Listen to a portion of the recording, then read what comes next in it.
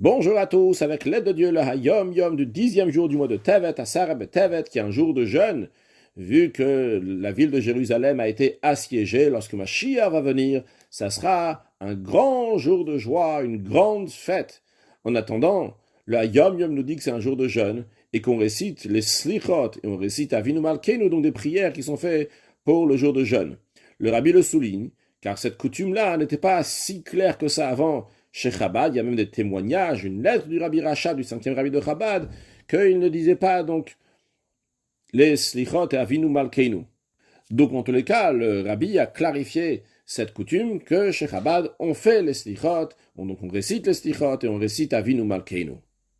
Vu que c'est un jour de jeûne, et le jour de jeûne, c'est un jour de Teshuvah, alors le Rabbi nous ramène ici une réponse du Tzemar Tzedek, un juif, un chassid, qui connaissait très très bien l'étude de la chassidoute, et qui est rentré en audience chez le Tzemar Tzedek, 3e Rabbi de Chabad, et qui s'est plaint au Tzemar Tzedek. Il lui a dit, Rabbi, on marche sur moi dans le Beth HaMidrash, dans le lieu d'étude, tout le monde marche sur moi.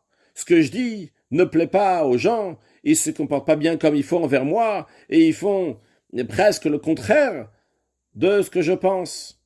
Et le Tzemar Tzedek lui a répondu, tu t'étales dans tout le lieu d'étude, dans tout le Beth HaMidrash.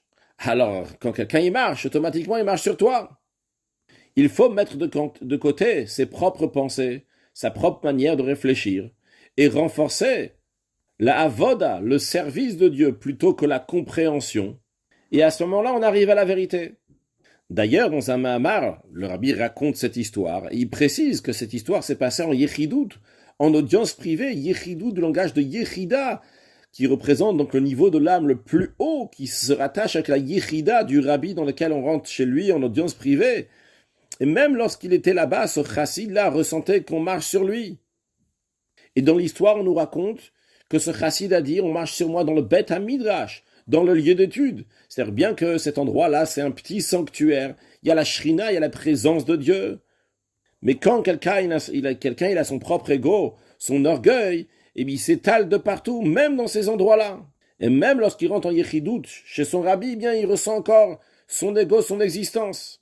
Tout ça donc pour souligner que l'étude, la compréhension, même des choses profondes de la chassidoute, s'il n'y a pas de avoda, il n'y a pas le service de Dieu avec, eh bien même lorsqu'on est dans un lieu d'étude, dans un endroit qui est saint, même en Yechidout, chez le rabbi, il manque encore quelque chose d'extrêmement important. Il faut absolument la avoda, le service de Dieu, dans tous les domaines. Tout ce qu'on a dit, donc, c'est une introduction pour le Hayom Yom d'aujourd'hui. Que le Tzemar Tzedek continue en disant à ce chassid, il lui dit, il y a écrit, c'est un verset dans le prophète Ishaïa que nous lisons dans la Haftara des jours de jeûne.